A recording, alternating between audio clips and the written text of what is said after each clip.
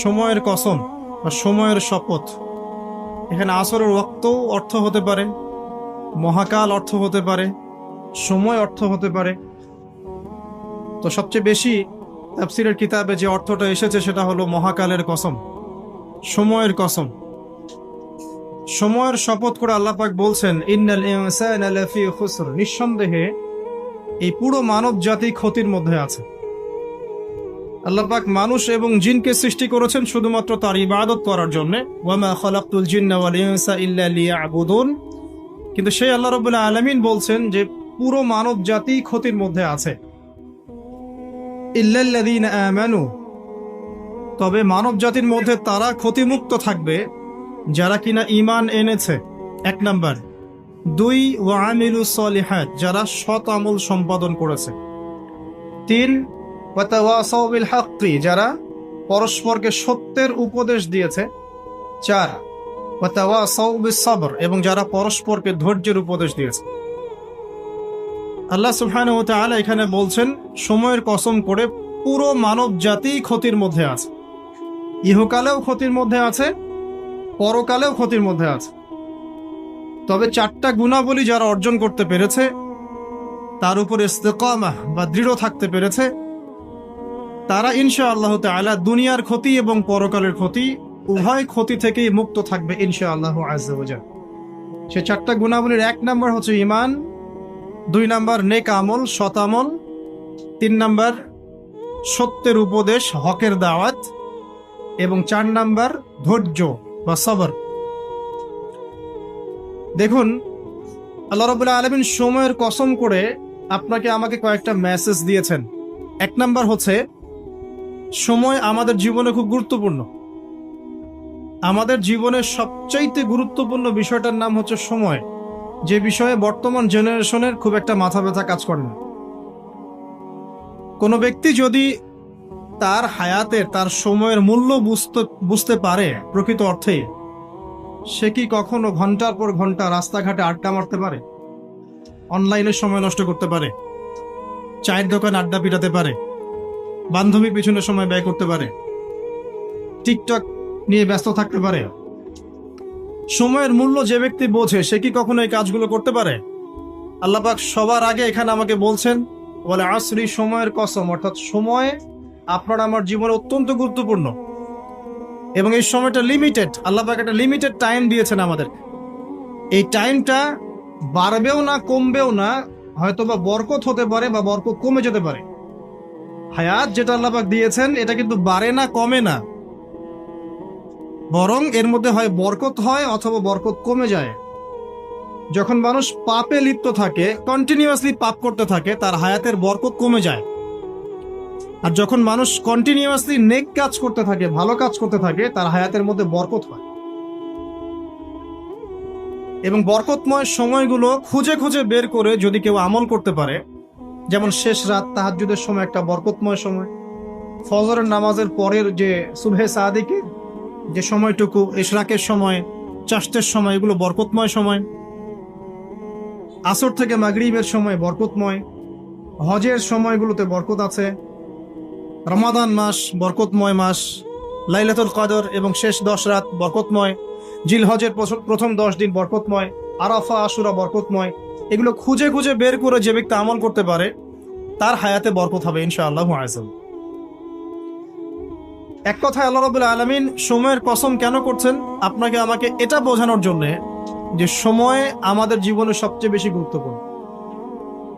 যে সময়গুলো আমাদের জীবন থেকে চলে গেছে, আপনি আমি যদি 1000 রাকাত নামাজ পড়েও আল্লাহর কাছে কান্নাকাটি করি, সেটা কিন্তু আর ফিরে আসবে না। হয়তোবা আল্লাহ পাক আমাদের গুনাহগুলোকে মাফ করে দিয়ে বাকি জিন্দেগি আমাদেরকে আমল করার তৌফিক দিবেন ইনশাআল্লাহ তাআলা, কিন্তু যে সময়টুকু আমরা নষ্ট করেছি এটা কিন্তু আর ফিরে আসবে না। আজকে যদি এই একটা লেসন নিয়ে বাসায় যেতে পারি আমরা, যে আমরা আমাদের সময়টাকে মূল্যায়ন করব, আজকের এই মাহফিলটা সার্থক।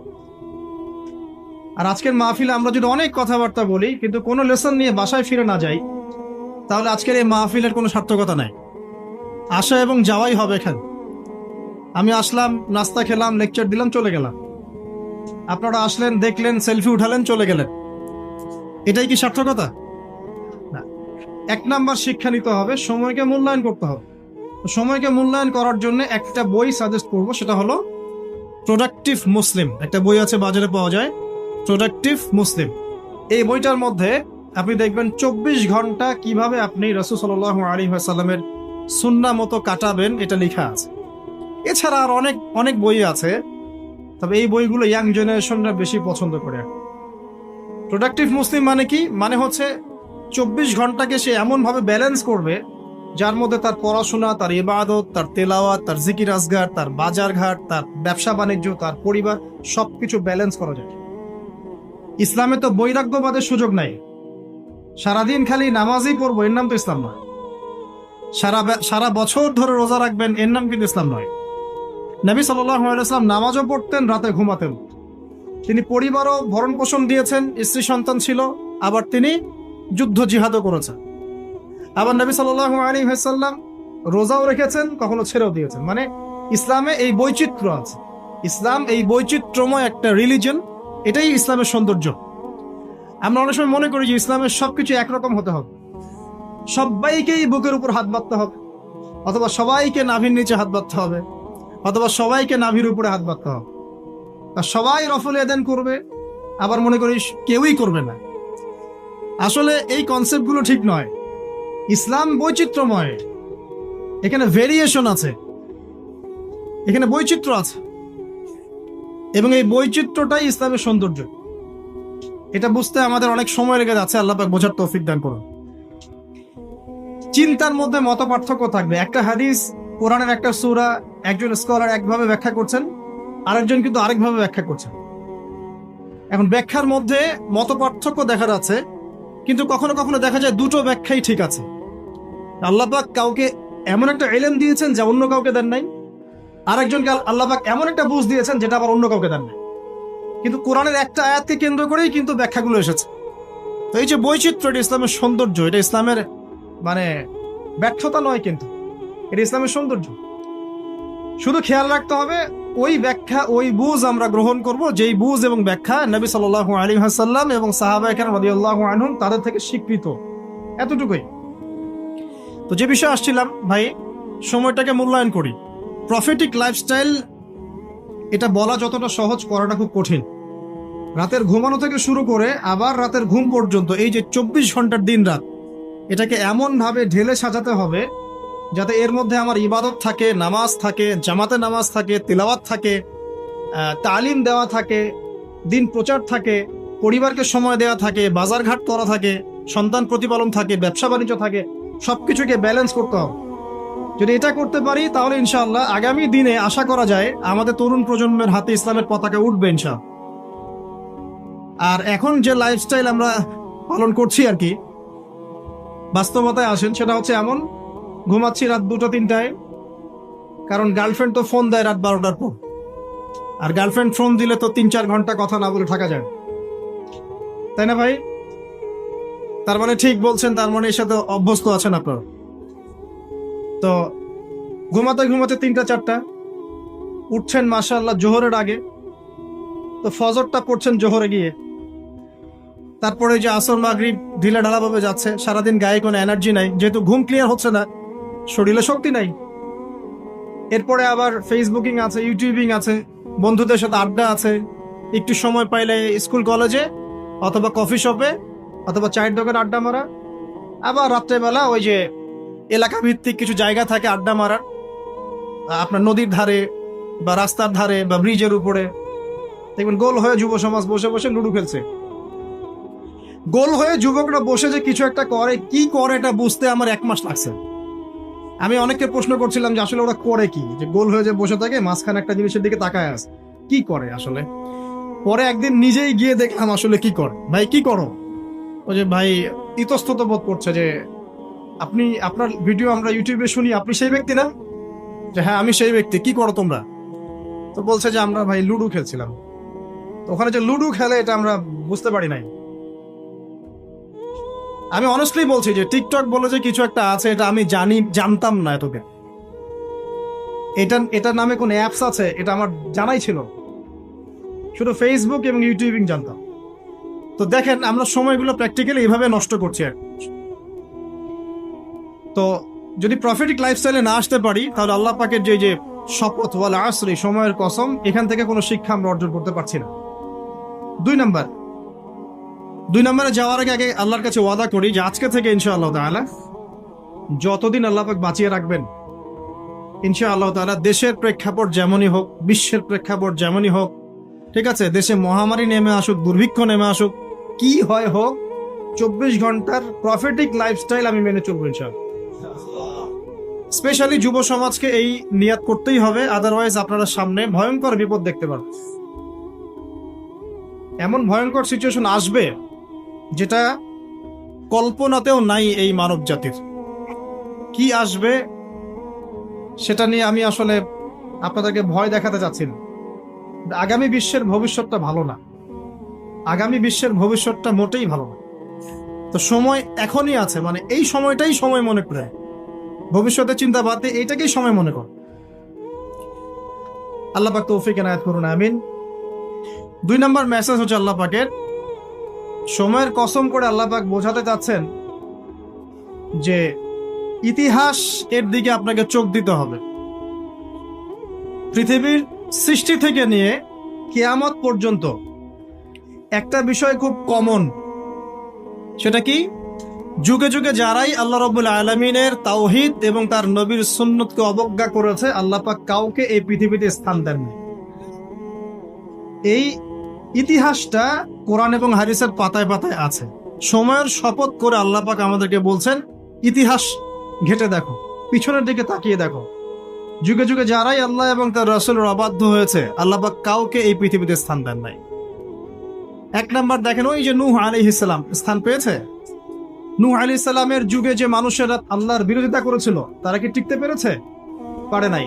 মাত্র 40 বা 80টা পরিবার নাজাত পেয়েছে, বাকি সবাইকে আল্লাহ পাক ডুবিয়ে মেরেছে। পৃথিবীতে এখন আমরা যারা বেঁচে আছি, আমরা কিন্তু ওই 40 বা 80 পরিবারের সন্তান। আমাদের পিতামাতা কিন্তু ওইদিকে, যারা ওই সময়ে মহাপ্লাবন থেকে উদ্ধার পেয়েছে, নাজাত পেয়েছে, আমরা কিন্তু তাদেরই সন্তান। আর বাকি কাউকে আল্লাহ পাক পৃথিবীতে রাখেন নাই। আল্লাহর কিচ্ছু যায় আসে না। একটা হাদিসে আছে, পৃথিবীর দাম আল্লাহর কাছে একটা মাছির পাখার সমান। যে ফয়জুল কালাম বইটা আছে, পড়ে দেখবেন। এই বইটা বাসায় রাখতে পারেন, অনেক চমৎকার একটা বই। এখানে অনেক হাদিস আছে যেটা আপনাদের জন্য খুব ইজি হবে, স্পেশালি যারা জেনারেল লাইনে পড়াশোনা করছেন। মাছির একটা পাখার পরিমাণ দাম যদি আল্লাহর কাছে থাকতো এই পৃথিবীর, তাহলে আল্লাহ পাক এই পৃথিবীতে কোনো কাফের মুশরিককে পানি পান করতে দিতেন না, এক ঝোঁক পানিও দিতেন না। মানে এই মহাবিশ্বের যত গ্রহ নক্ষত্র আছে, এগুলোর সামনে পৃথিবীর দামটা অনেকটা এমন। একটা উদাহরণ দিচ্ছি, সমুদ্রে গিয়েছেন কখনো? সি বিচে গিয়েছেন? কক্সবাজারে ওইদিকে গিয়েছেন কখনো? আচ্ছা, নদী তো গিয়েছেন, এই তিস্তার চরে গিয়েছেন না? মনে করেন তিস্তার চরে বিশাল চর, এই চরের মধ্যে একটা বালুর কি পরিমাণ মূল্য আছে?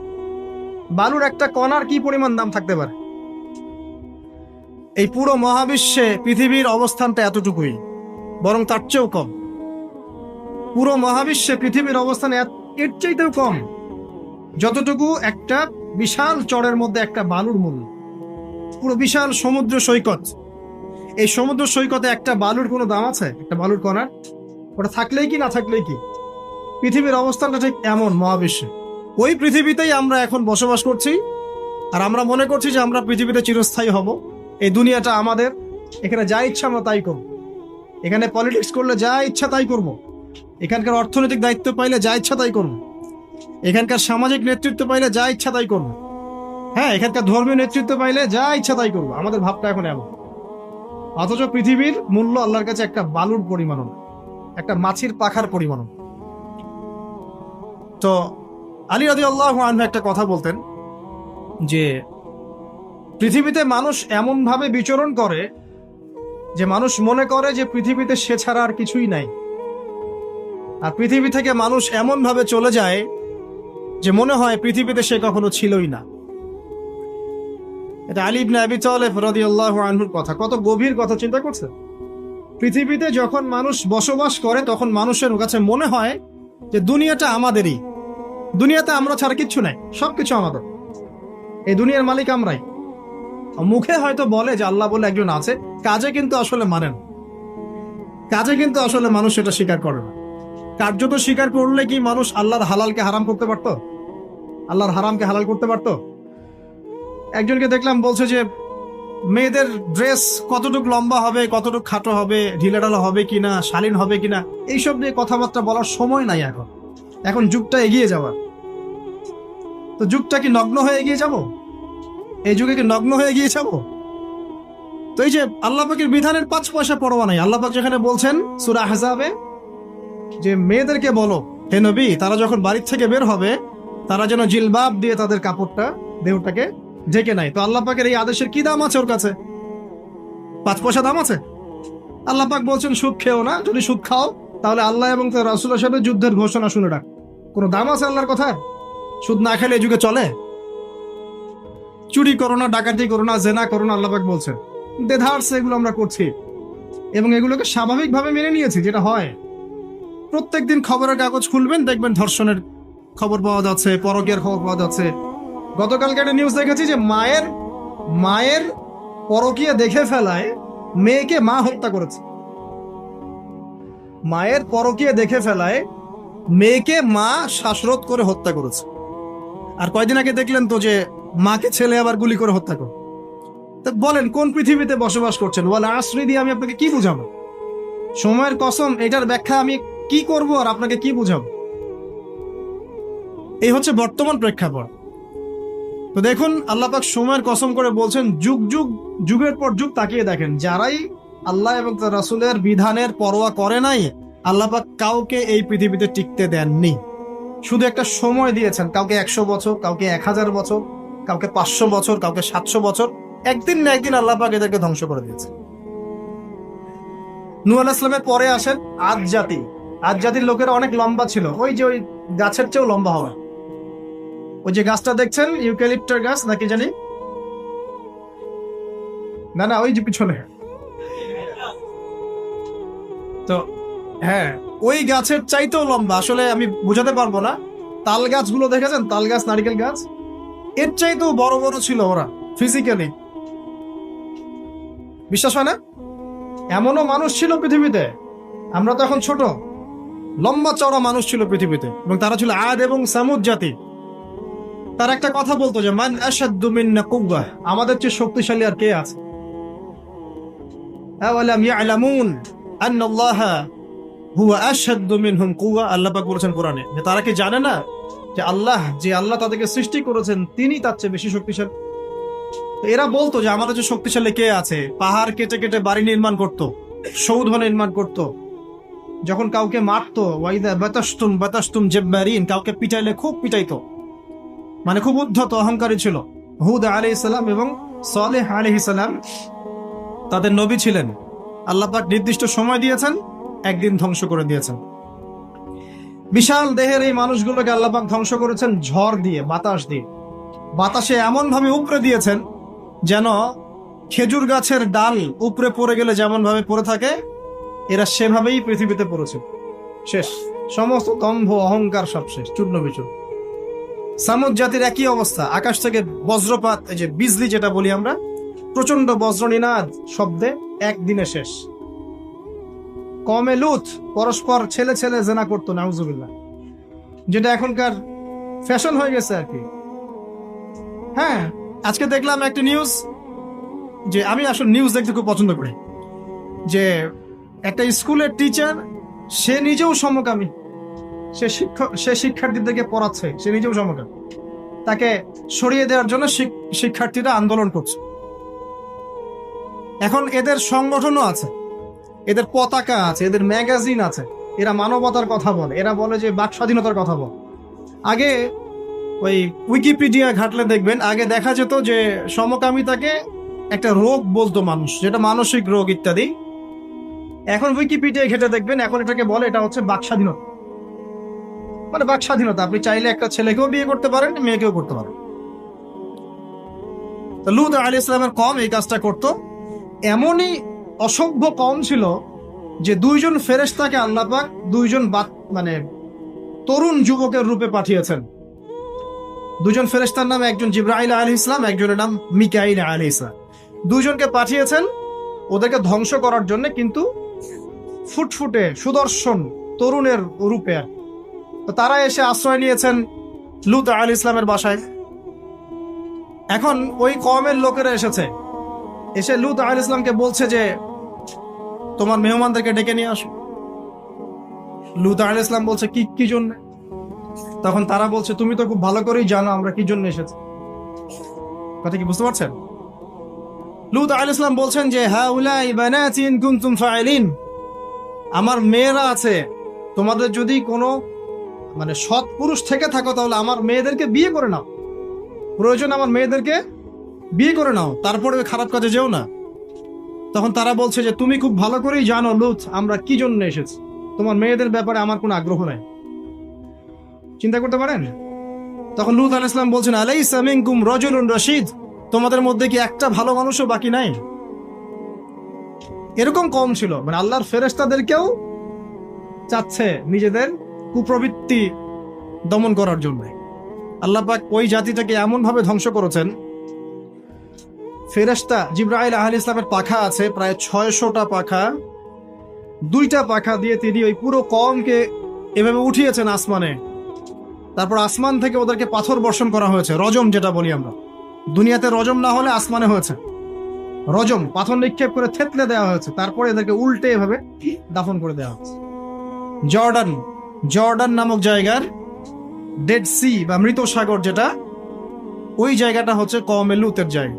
অনলাইনে ঘেটে দেখেন, এই জায়গায় এই কওমে লূত থাকতো সমকামী। এখন এটা মুহাম্মদ সাল্লাল্লাহু আলাইহি ওয়াসাল্লাম নিজেও বলছেন যে আমি আমার উম্মতের উপরে যে কয়টা বিষয় বেশি ভয় করি তার মধ্যে একটা হচ্ছে গোপন শিরক, একটা হচ্ছে লোক দেখানো আমল, একটা হচ্ছে এই উম্মতের এক শ্রেণীর আলেম তারা সমাজে ফিতনা সৃষ্টি করে বেড়াবে এবং আসমানের নিচে এরা সবচেয়ে নিকৃষ্ট শ্রেণীর মানুষ হবে। আমি ভয় করি আমার উম্মত মূর্তি পূজারী হয়ে যাবে এবং আমি ভয় করি আমার উম্মতের মধ্যে সমকামিতা ছড়িয়ে পড়ছে না, এখন পড়ছে। খুব সতর্ক সাবধান থাকবে। এটা ছড়িয়ে পড়ার মূল কারণ কি? খুব কমন প্রশ্ন, আসলে কারণের দিকে আসেন, কারণটা ফাইন্ড আউট করি। জেনা যে ছড়িয়ে পড়ছে আর পরকীয়া যে ছড়িয়ে পড়ছে, সমকামিতা ছড়িয়ে পড়ছে, এর কারণটা কি কারণ? আজকে থেকে 50 বছর আগে তো এমন ছিল না। লাস্ট 50 বছরে কি হচ্ছে, এটা ছড়িয়ে পড়ছে কারণটা কি? 1 নাম্বার কারণ হচ্ছে ফ্রি মিক্সিং, ছেলে মেয়ের অবাধ বিচরণ, এটা 1 নাম্বার কারণ। আগে যত বেশি পর্দা রেস্ট্রিক্টেড ছিল তত বেশি এখান থেকে মানুষ সেফ ছিল। 2 নাম্বার কারণ হচ্ছে যে যৌন শিক্ষার নামে আমরা মানুষকে নগ্নতা শিখাচ্ছি। 3 নাম্বার কারণ হচ্ছে প্রত্যেক প্রিন্ট এবং ইলেকট্রনিক মিডিয়া যৌনতার সুড়সুড়ি দিচ্ছে। আর তার চেয়ে বড় 4 নাম্বার কারণ হচ্ছে পর্নোগ্রাফি। এটা সবার মোবাইলে এখন ফ্রি অ্যাক্সেস, যে কেউ ইচ্ছা, আলেম হোক আর জালেম হোক আর যেই হোক না কেন, সবাই বাসায় গিয়ে চুপচুপ করে পর্নোগ্রাফি দেখতে পারে। এবং যখন এটাতে মানুষ আসক্ত হয়ে যায় তখন ভিতর থেকে সে পশু হয়ে যায়। নিজের মেয়ের সাথে জেনা করতেও তার বুক কাঁপবে না। আপনি কি জানেন এখন অনেক পিতা বেরিয়েছে যারা নিজের মেয়ের সাথে জেনা করছে? খবর দেখেছেন? এটা কিভাবে সম্ভব? পর্নোগ্রাফির মধ্য দিয়ে সম্ভব। পর্নোগ্রাফি দেখতে দেখতে দেখতে দেখতে এগুলোকে মানুষের কাছে কমন মনে হচ্ছে, স্বাভাবিক। তখন কোনো মেয়ের দিকে আর সম্মানের চোখে মানুষ তাকাতে পারছে না। একটা মেয়ের দিকে সম্মানের দৃষ্টিতে মানুষ আর তাকাতে পারছে না। আর মেয়েরাও যে খুব ভালো তা না, ম্যাক্সিমাম মেয়ে দেখা যায় বেপর্দায় চলে। ওরা পছন্দ করে কেউ ওদেরকে ইপ্রিজিং করুক, কেউ একটু ওকে লাভ লেটার দিক, কেউ টিকটক একটু নক করুক, কেউ মেসেঞ্জারে নক করুক। অনেক মেয়েরা তো অনেক বদ। এখন ভালো মেয়ে খুঁজে পাবেন কোথায়? খুবই রেয়ার। ভালো মেয়ে খুঁজে পাওয়া খুবই রেয়ার। যদি আপনি নিজে পবিত্র না থাকেন, আপনি পবিত্র মেয়ে খুঁজে পাবেন না। প্রিয় দিনী ভাই, আপনি যদি নিজে পবিত্র না থাকেন, আপনি পবিত্র মেয়ে খুঁজে পাবেন না। বড় বড় শহরগুলোতে গিয়ে দেখেন, শপিং মলগুলোতে গিয়ে দেখেন, shopping mall, universities, mega cities, জি না আমরা দেখি না, বাট আমাদের চোখের সামনে পড়ে যায়। আর চোখের সামনে যখন পড়ে যায় তখন তো আমরা চোখ বন্ধ করে হাঁটতে পারবো। মনে করেন আমি কার ড্রাইভ করছি, এমন আমি চোখ বন্ধ করে ড্রাইভ করবো? আর সামনে কেউ পড়ে গেলে বলবেন হুজুর আপনার দৃষ্টি খারাপ। কি ফাইজলামি শুরু করছে! ডানে বামে চারপাশে যখন মেয়েরা এভাবে নগ্ন হয়ে ঘুরবে, আমি কি চোখ বন্ধ করে আকাশের দিকে তাকায় গাড়ি চালাবো? না আকাশের দিকে তাকায় হাঁটবেন, নাকি মাটির তলে তাকায় হাঁটবেন? কি করব?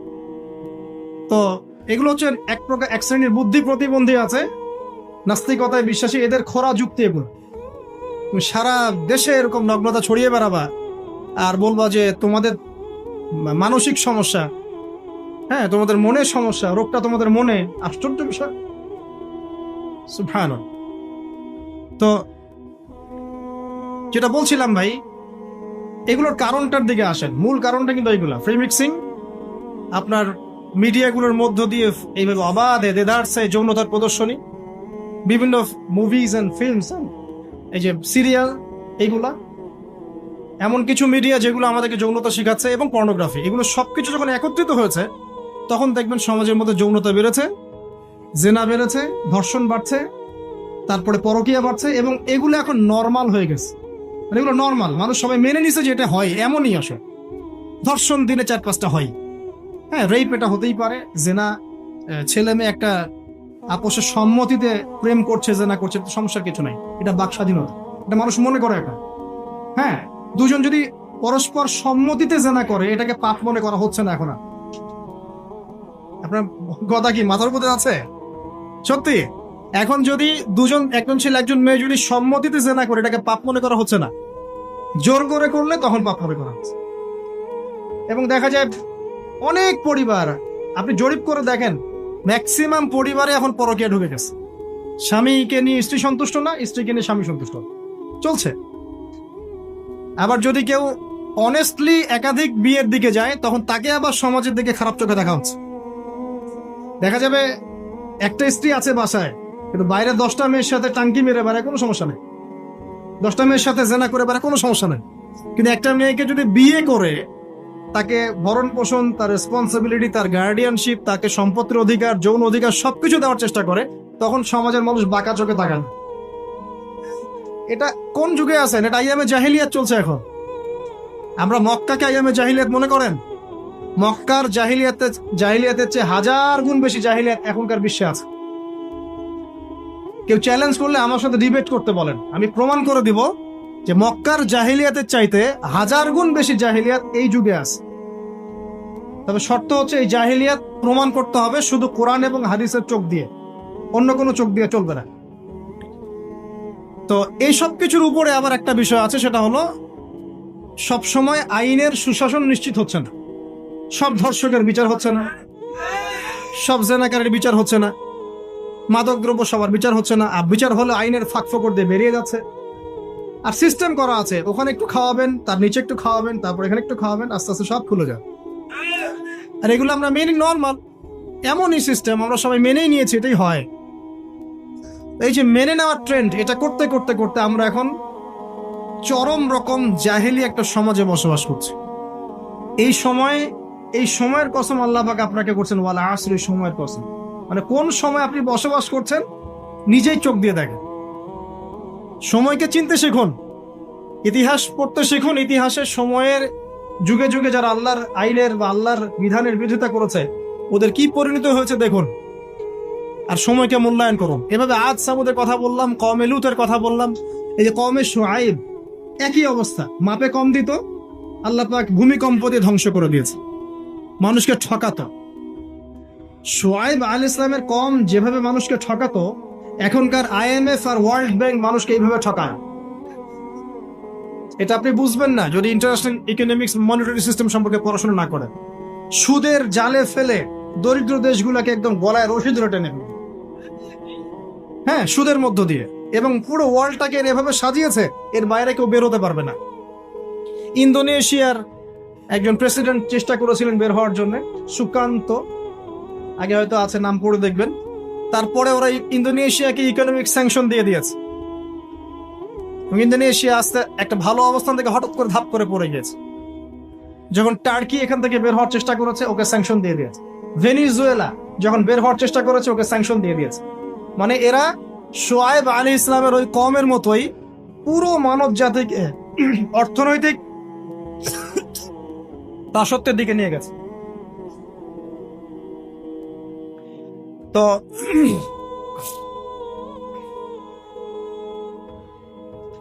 তারপরে আসেন সামনে যাই। ঠিক আছে, শুআয়ব আলাইহিস সালামের কওমের পরে কি? ফিরআউনের কওম, মুসা আলাইহিস সালাম। ফিরআউন ছিল বিশ্বের সবচেয়ে প্রতাপশালী নেতা, যে নিজেকে এক পর্যায়ে বলেছিল যে আনা রব্বুকুমুল আ'লা, আমি তোমাদের মহান রব, তাই না? সে বলেছিল যে আমি তোমাদের জন্য যা ভালো মনে করি আমি তাই করি, এবং আমি তোমাদেরকে সরল পথ দেখাই। এটা ফিরআউনের স্টেটমেন্ট, এটাও কিন্তু ফিরআউনের স্টেটমেন্ট। সে নিজেকে এক পর্যায়ে রব দাবি করে, এবং আল্লাহ পাক তাকে ক্ষমতা দিয়েছিলেন, দীর্ঘ হায়াত দিয়েছিলেন, ওকে জুলুমের ক্ষেত্রে আল্লাহ পাক অবকাশ ছাড় দিয়েছিলেন। এক পর্যায়ে সে মনে করলো যে তাকে ধরার কেউ নাই। আল্লাহ রাব্বুল আলামিন একটা সুযোগের অপেক্ষা, সেটা হলো মুসা আলাইহিস সালামকে ধাওয়া করছে ফিরআউন এবং তার দলবল লোহিত সাগরের কাছে আসলো। ফিরআউন এদিকে দাঁড়িয়ে আছে, মুসা আলাইহিস সালাম এবং তার সাথীরা পার হয়ে গেল। ফিরআউনও পার হতে গিয়ে আল্লাহ পাক সবাইকে সদল বলে ডুবিয়ে দিলেন। একদিনের ব্যাপার। আল্লাহ পাক ওয়াল আসরির সময়ের কসম করে এদিকে আমাদেরকে তাকাতে বলছেন। ইতিহাস ঘেটে দেখো, ফিরআউনের মতো বড় যারা স্বৈরাচারী ছিল তারাও টিকতে পারে না, পেরেছে? পারে নাই। নমরুদের কথা আপনারা জানেন, বিশাল প্রতাপশালী, তাকে আল্লাহ পাক লম্বা হায়াত দিয়েছিলেন। ইব্রাহিম আলাইহিস সালামকে কত পরীক্ষায় না ফেললো, আগুনে পর্যন্ত ফেলেছে। ইব্রাহিম আলাইহিস সালাম বলেছেন হাসবি আল্লাহ ওয়া নি'মাল ওয়াকিল, হাসবি আল্লাহ ওয়া নি'মাল ওয়াকিল, নি'মাল মাওলা ওয়া নি'মান নাসির। আল্লাহ রাব্বুল আলামিন ইব্রাহিম আলাইহিস সালামকে বিজয় দিলেন ও নমরুদকে আল্লাহ পাক ধ্বংস করে দিলেন। কোথায় যাবেন? ঈসা আলাইহিস সালামের কওমে আসেন। যারা ঈসা আলাইহিস সালামকে মেনে নিয়েছে নাজাত পেয়েছে, যারা মেনে নেয় নাই কিয়ামত পর্যন্ত আল্লাহ পাক ওদেরকে লানত করে রেখে দিয়েছে। ওরা কারা? ওরা ইহুদিরা, জিউসরা। তো লম্বা করছি না, একটা বিষয়ের দিকে ফোকাস করেন। সময়ের কসম বলতে আল্লাহ পাক আপনাকে বর্তমান সময়টাকে চিন্তা করতে শেখাচ্ছেন। আর আপনি আমি যে সময় আছি সে সময় নিয়ে ভাবতে হবে। 1, 2 সময়কে মূল্যায়ন করতে হবে। 3 অতীতের সময়গুলোর দিকেও তাকাতে হবে, যে অতীতে কখন কার কি পরিণত হয়েছে, কি কারণে হয়েছে। এখান থেকে শিক্ষা নিয়ে সামনের দিকে পথ চলতে হবে। আর সামনের সময় কেমন? সামনের সময় আরো ভয়ঙ্কর। যত দিন যাবে কিয়ামতের যে আলামতগুলো বাকি আছে সেগুলো আস্তে আস্তে চোখের সামনে দেখা যাবে। 10টা বড় বড় আলামত এখনো দেখা যাচ্ছে না, বাকি ছোট ছোট যত আলামত আছে তার 100টার মধ্যে 99টাই দেখা যাচ্ছে। সামনের সময় কেমন বলছিলাম, যে 10টা বড় বড় সাইন দেখা যাচ্ছে না, বাকি 100টার মধ্যে 99টাই দেখা যায়। কি কি দেখা যাচ্ছে কয়েকটা বলি। উঁচু উঁচু বিল্ডিং দেখা যায়, উঁচু উঁচু বিল্ডিং এর প্রতিযোগিতা দেখা যায়। সমাজের নিম্ন শ্রেণীর মানুষ, রাখাল শ্রেণীর মানুষ উঁচু উঁচু অট্টালিকা নির্মাণের প্রতিযোগিতা করছে, দেখা যায়। সমাজের ম্যাক্সিমাম মানুষ এখন সুদ খাচ্ছে, দেখা যাচ্ছে। ছেলেরা মেয়েদের পোশাক পরছে, মেয়েরা ছেলেদের পোশাক পরছে, দেখা যায়। আচ্ছা, সমাজে মেয়েদের সংখ্যা বাড়ছে, ছেলেদের সংখ্যা কমছে, দেখা যাচ্ছে। বেশি থেকে বেশি আল্লাহ পাকের গজব আসছে, আসমানি গজব, জমিনের বালা, বন্যা বলেন, ভূমিধস বলেন, ভূমিকম্প বলেন, জলোচ্ছ্বাস বলেন, দিন দিন বাড়ছে না কমছে? বাড়ছে। মুসলিমদের উপর অমুসলিমদের অত্যাচার বাড়ছে না কমছে? মুসলিম উম্মার বিভক্তি বাড়ছে না কমছে? বাড়ছে। মানুষ আলেম, বড় বড় ওলামায়ে কেরাম যারা আছে তাদের ইন্তেকাল বেশি হচ্ছে না কম হচ্ছে? ওলামায়ে কেরাম যারা বড় বড় আলেম ওলামা তারা আস্তে আস্তে চলে যাচ্ছেন না? মানুষ অনেক জাহেলকে আলেম মনে করছে না? হ্যাঁ, এমনও কিছু মানুষ মুসলিম সমাজে দিন প্রচার করছে যাদের ফ্রেঞ্চ কাট দাড়ি। আস্তে আস্তে আস্তে আস্তে দেখেন নাই, এমন অনেক মানুষ দিন প্রচার করছে ইসলামে, দাড়ি, ফ্রেঞ্চ কাট, মাশাআল্লাহ। এবং সে বলছে যে মানে এটা যে সুন্নাহ, এটা কোরআনে কোথায় আছে? সম্মানদারির কথা কোরআনে কোথায় আছে? দাড়ি টুপি পাগড়ির মধ্যে ইসলামকে সীমাবদ্ধ করে ফেলেছেন। এই জন্য প্রতিবাদ স্বরূপ সে নিজে আর লম্বা দাড়ি রাখবে না। কি বুঝলেন? আপনারা দাড়ি টুপি এবং পাগড়ি জুব্বার মধ্যে ইসলামকে সীমাবদ্ধ করে ফেলেছেন, এই কারণে সে নিজে আর দাড়ি রাখবে না, ইসলাম প্রচার করে বেড়াচ্ছে। মানুষ ওদের পিছনে ছুটছেও। দেখলাম নারী একজন মহিলা ওয়াজ মাহফিলের স্টেজে উঠে বক্তব্য দিচ্ছে। হ্যাঁ, আশপাশে কিছু মানুষ আছে যাদের আবার দাড়ি টুপিও আছে। তারা বসে বসে আবার শুনছেও লেকচার। হ্যাঁ, তো এই যে সাইন যে আলেমদের মৃত্যু হবে, জাহেলদেরকে মানুষ আলেম মনে করবে, মেয়েদের সংখ্যা বাড়বে, ছেলেদের সংখ্যা কমবে, ছেলেরা মেয়েদের পোশাক পরবে, মেয়েরা ছেলেদের পোশাক পরবে, এগুলো দেখতে পাচ্ছেন না? দেখতে পাচ্ছেন। সময় সংক্ষিপ্ত হয়ে আসছে না? নবীজি বলেছেন একটা বছর চলে যাবে একটা কিসের মতো? মাসের মতো। মাস যাবে সপ্তাহের মতো, সপ্তাহ যাবে একটা দিনের মতো। সময়ের বরকত কমছে না? কমছে। হঠাৎ মৃত্যু বাড়ছে না মানুষের? হঠাৎ মৃত্যু যাচ্ছে, অ্যাক্সিডেন্ট, মরে গেল হঠাৎ। দেখবেন ছোট ছোট বাচ্চা যারা আছে, এই বাচ্চাদের সাথে যৌন সম্পর্ক বাড়ছে না? বাচ্চাদেরকে ধর্ষণ বাড়ছে না? সমাজে এমনি নর্মালি জেনার ধর্ষণ বাড়ছে না? পরিবারের ভাঙনগুলো হচ্ছে না বেশি? ভাঙন বাড়ছে না? পরকীয়া বাড়ছে না? এই যে ভাইয়ে ভাইয়ে দ্বন্দ্ব, সম্পত্তির জন্য বাবার সাথে ছেলের দ্বন্দ্ব, মায়ের সাথে ছেলের দ্বন্দ্ব, প্রতিবেশী খোনাখুনি, এগুলো বাড়ছে না কমছে? সব কিয়ামতের সাইন। আমানতদারিতা উঠে যাচ্ছে না? যে ব্যক্তি মিথ্যাবাদী তাকে সমাজে সত্যবাদী বলা হচ্ছে না? আর যে সত্যবাদী ওকে সমাজে মিথ্যাবাদী বলা হচ্ছে না? কোথায় আছেন? আপনি নিজেই পড়াশোনা করেন, দেখেন আলামত আর কতগুলো আলামত চান, সবগুলো আপনি চোখের সামনে দেখতে পাবেন। আজকে এটা টপিক না, নাহলে এটা নিয়ে আমি 2 ঘন্টা কথা বলতে পারবেন সব। কিন্তু 10টা বড় বড় সাইন এখনো আসে নাই। কিরকম? 1, মাসিহুদ দাজ্জাল এসেছে? আসে নাই মানে সে এখন আত্মপ্রকাশ করেনি মানুষের রূপে, কিন্তু তার জন্ম হয়েছে, সে আছে, যেখানে থাকার সেখানেই আছে। তার যেটা মিশন, সেই মিশন চলছে বিশ্বজুড়ে, এবং তার মিশনগুলো বাস্তবায়ন করছে এখন ইহুদিরা। কারণ ইহুদিদেরকে নিয়েই সে বিশ্ব শাসন করবে। যাদেরকে নিয়ে সে বিশ্ব শাসন করবে তারা দাজ্জালের মিশন ঠিকই বাস্তবায়ন করছে। আর আমরা কি করছি? হালুয়া রুটি আর সেমাই খাচ্ছি, আর বাসায় গিয়ে ঘুমিয়ে যাচ্ছি, তাই না ভাই? একদিন হালুয়া রুটি বলেছিলাম তো কিছু মানুষ আমাকে খুব ধোয়া ধুয়েছে অনলাইনে। এই জন্য এখন আমি হালুয়া রুটি বলতে চাই না, এখন বলি আমরা বিরিয়ানি খাচ্ছি আর ঘুমাচ্ছি। আর আমাদের একজন হুজুর বলেছেন কিচেন বিরিয়ানি। চিকেন আর কিচেনের শব্দের পার্থক্য তার বোঝার এখন অযোগ্যতা হয়নি। মাশাআল্লাহ, যাক, আল্লাহ পাক ইলম দান করুক, দোয়া করে। তিনি কিচেন বিরিয়ানি খাচ্ছেন। আল্লাহ আরো বেশি কিচেন বিরিয়ানি তার তাকদিরে নসিব করুন, আমিন। তো একটু মজা দিলাম, এটা আবার অনলাইনে দিয়েন না, তাহলে সমস্যা আছে। তো দেখেন, দাজ্জাল কিন্তু পৃথিবীতে আছে। কোথায় আছে, তার মানে সে কোন গোত্রের হবে, ইত্যাদি ইত্যাদি, তার দেহের গঠন কেমন হবে, চুল কেমন হবে, চোখ কেমন হবে, সবকিছু হাদিসে বলা আছে। মাসিহুদ দাজ্জাল নিয়ে আমি আলাদা একটা খুতবা বা লেকচার ইনশাল্লাহ দিব। কিছু মানুষ আছে দেখলাম দাজ্জাল কোথা থেকে বের হবে এই নিয়ে খুব আলোচনা। আমি বলেছি অনেকদিন আগের একটা লেকচারে যে দাজ্জাল জেরুজালেম থেকে বিশ্ব শাসন করবে। 5 বছর আগের এই কথা বলেছি, ইনশাল্লাহ জীবনের শেষ পর্যন্ত এই কথা বলবো। দাজ্জাল জেরুজালেম থেকে সারা বিশ্ব শাসন করবে। এখন সে খুব লেখা লিখছে না, এখানে খোরাসানের কথা এসেছে, এখানে ইস্পাহানের কথা এসেছে, ইত্যাদি ইত্যাদি। তো পণ্ডিত মশাইকে একটা কথা বলতে চাই, দাজ্জাল কোথা থেকে বের হবেন এই কথাটা আমি বেশি জানি, আপনি বেশি জানেন, না নবী মুহাম্মদ সাল্লাল্লাহু আলাইহি ওয়াসাল্লাম? বলেন কে বেশি জানে? আচ্ছা, দাজ্জাল মক্কা মদিনায় ঢুকতে পারবে? পারবেন। আচ্ছা, দাজ্জাল মক্কা মদিনায় ঢুকতে পারবে না। দাজ্জাল কোত্থেকে বের হবেন সেটা আমাদের নবীজি সবচেয়ে বেশি ভালো জানেন, এই তো। তারপরেও নবী সাল্লাল্লাহু আলাইহি ওয়াসাল্লাম ইবনে সাইয়্যিদ নামক একজন ব্যক্তিকে মদিনায় মাসিহুদ দাজ্জাল মনে করতেন, এবং অনেক সাহাবী তাকে মাসিহুদ দাজ্জাল মনে করতেন। সহিহ মুসলিমে অনেকগুলো হাদিস আছে, পড়ে দেখেন যে নবী সাল্লাল্লাহু আলাইহি ওয়াসাল্লাম ইবনে সাইয়্যিদকে ইনভেস্টিগেট করছেন আড়াল থেকে। ইবনে সাইয়্যিদকে ডেকে বলছেন যে তুমি কি দেখো? সে বলছে যে আমি তো সিংহাসন দেখি। তো নবীজি বলছেন তোমার সিংহাসন কোথায়? সে বলছে সিংহাসন সমুদ্রের উপরে। তখন নবীজি বলছেন তুমি তো শয়তানকে দেখেছো, তুমি শয়তানকে দেখেছো।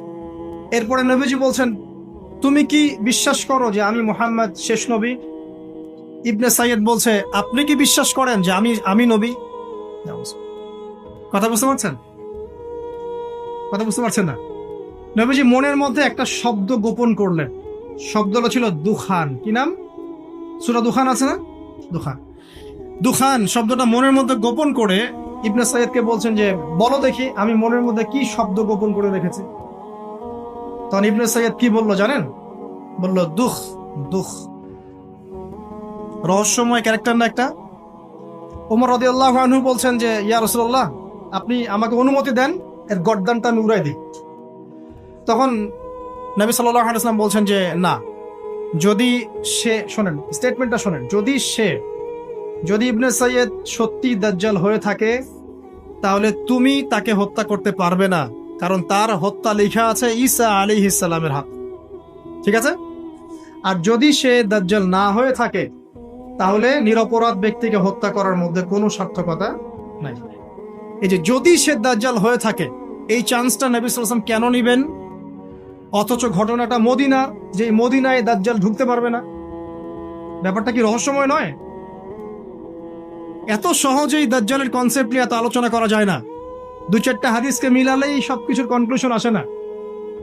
দাজ্জালের খুরুজ একটা জিনিস, ওর জন্ম নিয়ে আর একটা জিনিস। সে পৃথিবীতে আছে, সৃষ্টির শুরু থেকেই আছে।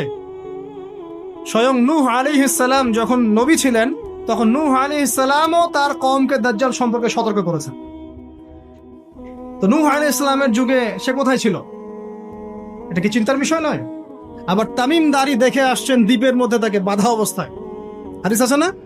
আছে।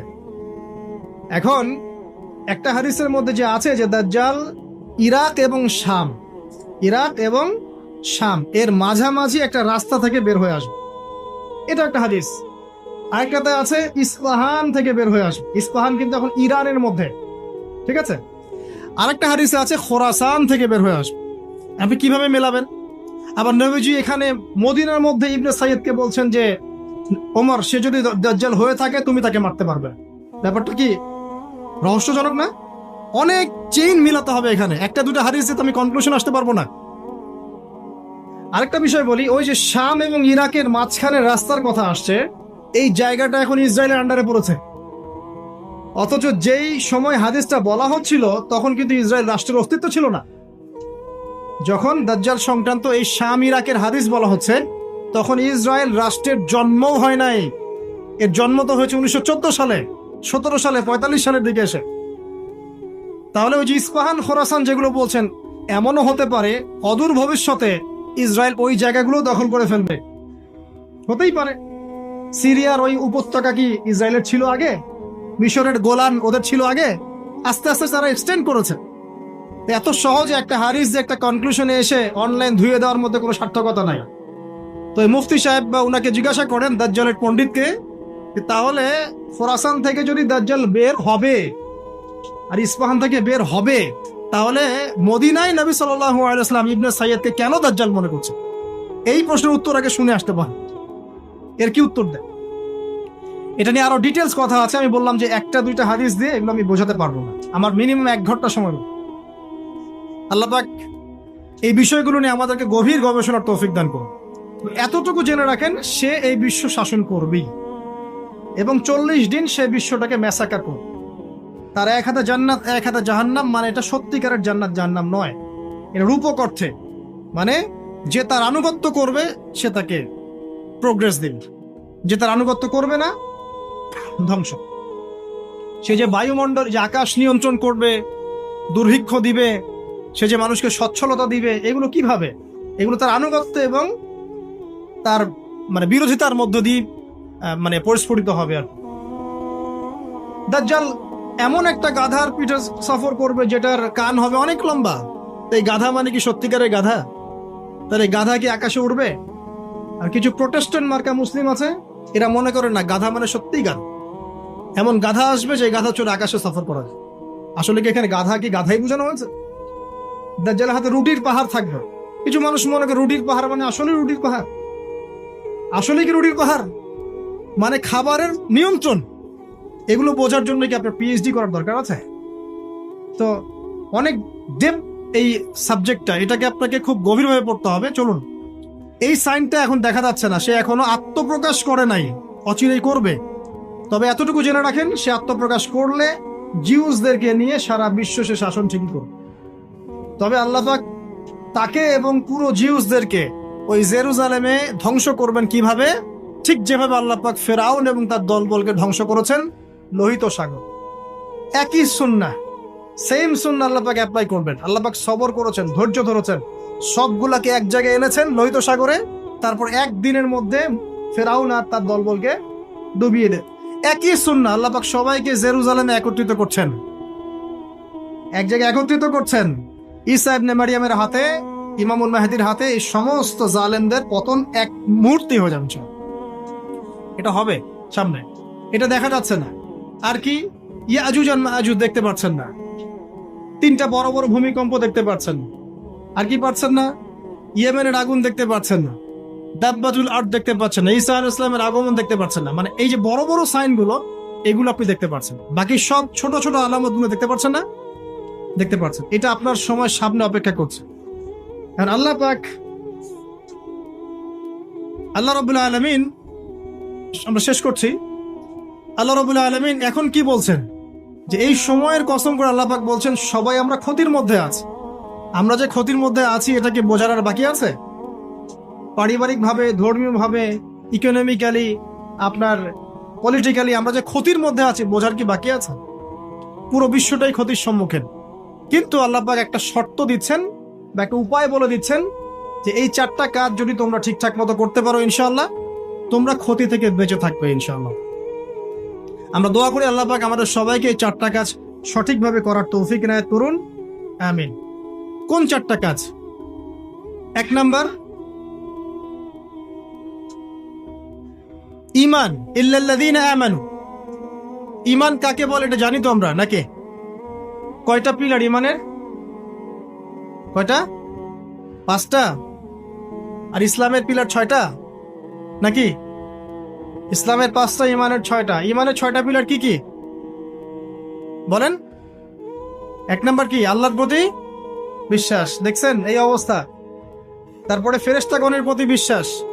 3 নাম্বার, আসমানি কিতাব সমূহের প্রতি বিশ্বাস। তারপরে রাসূলগণের প্রতি বিশ্বাস, পরকালের জীবনের প্রতি বিশ্বাস, আর ভাগ্যের ভালো মন্দের প্রতি বিশ্বাস। এই 6টা হচ্ছে ঈমানের পিলার। এই 6টাকে মনে বিশ্বাস করতে হবে, মুখে স্বীকার করতে হবে এবং কাজেও বাস্তবায়ন করতে হবে। আল্লাহ পাক তৌফিক দান করুন, আমিন। এটা হলো ঈমান। যারা ঈমানদার হবে তারা ইনশাআল্লাহ ক্ষতি থেকে বেঁচে থাকবে। 2, ওয়া আমিলুস সলিহাত, যারা সৎ আমল করবে, নেক আমল করবে। সৎ আমল, নেক আমল কি জিনিস? এক কথায় উত্তর হচ্ছে নবী সাল্লাল্লাহু আলাইহি ওয়াসাল্লামের সুন্নাহই হচ্ছে নেক আমল। সিম্পল। তিনি যেভাবে নামাজ পড়েছেন সেভাবে পড়বেন, যেভাবে যাকাত দিয়েছেন সেভাবে যাকাত দিবেন, যেভাবে হজ করেছেন, উমরা করেছেন, সাদাকা করেছেন, তেলাওয়াত করেছেন, জিকির করেছেন, ঠিক সেভাবে করবেন। নবী সাল্লাল্লাহু আলাইহি ওয়াসাল্লাম যেভাবে পরিবার চালিয়েছেন, ব্যবসা করেছেন, চাকরি করেছেন, চাকরি তিনি করেন নাই, মানে মুআমালাত ডিল করেছেন, সেভাবে করবেন। মানে জীবনের প্রতিটা কাজ নবী সাল্লাল্লাহু আলাইহি ওয়াসাল্লামের সুন্নাহ মতো করাই হচ্ছে আমলে সালেহ। তো আমরা বেশি বেশি আমলে সালেহ করার চেষ্টা করব। আল্লাহ পাক তৌফিক ইনায়েত করুন। এরপরে হচ্ছে ওয়াতাওয়াসাউ বিল হক, পরস্পরকে হকের দাওয়াত দেয়া। তো হকের দাওয়াতটা কি জিনিস? হকটা কি এটাকে শিখতে হবে। হক মানে এক কথায় কোরআন এবং সুন্নাহ। কোরআন এবং সুন্নাহর বাইরে হকের কোনো মানদণ্ড আছে? সত্য মিথ্যার কোনো মানদণ্ড আছে? কোনো কিছু যদি কোরআন সুন্নাহর সাথে মিলে যায় সেটাকে গ্রহণ করতে কোনো আপত্তি আছে? না। কিন্তু কোনো কিছু যদি কোরআন সুন্নাহর সাথে না মিলে বিপরীত হয় তাহলে কি সেটা মানবেন? মানবেন। এই হলো হকের মানদণ্ড। ওয়াকুলিল হাক্কু মির রাব্বিকুম, হক তোমার রবের পক্ষ থেকে আসে। কোরআন এবং সুন্নাহর সাথে যা মিলে যাবে সেটা মেনে নিতে আমাদের কোনো আপত্তি নাই, কারণ কোরআন এবং সুন্নাহই হচ্ছে হকের একমাত্র মানদণ্ড। সত্য মিথ্যা, ন্যায় অন্যায়, হক বাতিলের চূড়ান্ত মানদণ্ড কি? কোরআন এবং সুন্নাহ। এটাই হলো হক। এর দাওয়াত যারা প্রদান করে, এই দাওয়াতটা আপনি একটা ফাউন্ডেশনের থ্রু দিয়েও করতে পারেন, একটা রাষ্ট্রের মাধ্যমে করতে পারেন, একটা শিক্ষা প্রতিষ্ঠানের মাধ্যমে করতে পারেন, একটা সামাজিক সংগঠনের মাধ্যমে করতে পারেন। যেভাবেই হোক আপনি হকের দাওয়াতটা মানুষের কাছে প্রচার করবেন। এটা হচ্ছে ওয়াতাওয়াসাউ বিল হক, পরস্পরকে সত্যের উপদেশ দেয়া। আর একটা কি? ওয়াতাওয়াসাউ বিস সবর, পরস্পরকে ধৈর্যের উপদেশ দেয়া। মানে হকের সাথে ধৈর্যের সম্পর্ক, দাওয়াতের সাথে ধৈর্যের সম্পর্ক। কারণ ইসলামের বিজয় রাতারাতি হয় না, সবর করতে হয়। একদিনেই ইসলামের বিজয় হয় না, এক রাতে হয় না, সবর করতে হয়, লেগে থাকতে হয়, কন্টিনিউয়াসলি কাজ করতে হয়। আস্তে আস্তে সুপরিকল্পিতভাবে একটা নির্দিষ্ট লক্ষ্যকে সামনে রেখে আগালে পরে ইনশাআল্লাহ আজ্জা ওয়া জাল দেখবেন ইসলামের বিজয় একদিন না একদিন হবেই ইনশাআল্লাহ। আর এটা যে হবেই এই বিষয়ে কোনো সন্দেহ নাই। আজ হোক আর কাল হোক, ইসলাম এই পৃথিবীতে চিরস্থায়ী হবে। সর্বশেষ যে বিষয়টা কিয়ামতের আগে ঘটবে সেটা হলো ঈসা ইবনে মারিয়ামের হাতে পুরো বিশ্বব্যাপী দ্বীনের খেলাফা। এটা ঈসা আলাইহিস সালামের হাতে আল্লাহ পাক করাবেন ইনশাআল্লাহ তাআলা। এবং বিশ্বের বিভিন্ন জায়গায় মুসলিমদের মধ্যে এই যে হকের যে ব্যাপারটা বললাম, কোরআন এবং সুন্নাহ, এর এস্টাবলিশমেন্ট হবে ইনশাআল্লাহ আযজা ওয়া জাল। এটা চিরায়ত হয়ে গেছে, লিখিত হয়ে গেছে। কোথায়, কবে, কার মাধ্যমে, কিভাবে হবে এটা আল্লাহ পাক জানেন, আমরা কেউ জানি না। কিন্তু এতটুকু জানি যে ইসলাম ছিল, ইসলাম আছে, ইসলাম থাকবে, এবং ইসলাম সর্বশেষ রিলিজন যেটা সারা বিশ্বকে ডিল করবে, সারা বিশ্বের বিষয়গুলোকে নিয়ন্ত্রণ করবে ইনশাআল্লাহ আযজা ওয়া জাল। মাঝখানের এই সময়টুকুতে আমাদের কি করণীয়? 1 নাম্বার, সময়কে মূল্যায়ন করা। 2 নাম্বার, প্রকৃত ইমানদার হওয়ার চেষ্টা করা। 3, বেশি বেশি করে শতামল করার চেষ্টা করা। 4 নাম্বার, হকের দাওয়াত প্রচার করা। 5 নাম্বার, ধৈর্য ধরা এবং নির্দিষ্ট লক্ষ্যকে সামনে রেখে সামনের দিকে এগিয়ে যাওয়া। আল্লাহ পাক আমাদের সবাইকে এই তৌফিক এনায়েত করুন, আমিন। আজকের মতো আমরা এখানে শেষ করছি। সবাই দোয়া পড়ি, সুবহানাকা আল্লাহুম্মা বিহামদিক, আশহাদু আল্লা ইলাহা ইল্লা আনতা, আস্তাগফিরুকা ওয়া আতুবু ইলাইক। আসসালামু আলাইকুম ওয়া রাহমাতুল্লাহি ওয়া বারাকাতুহু।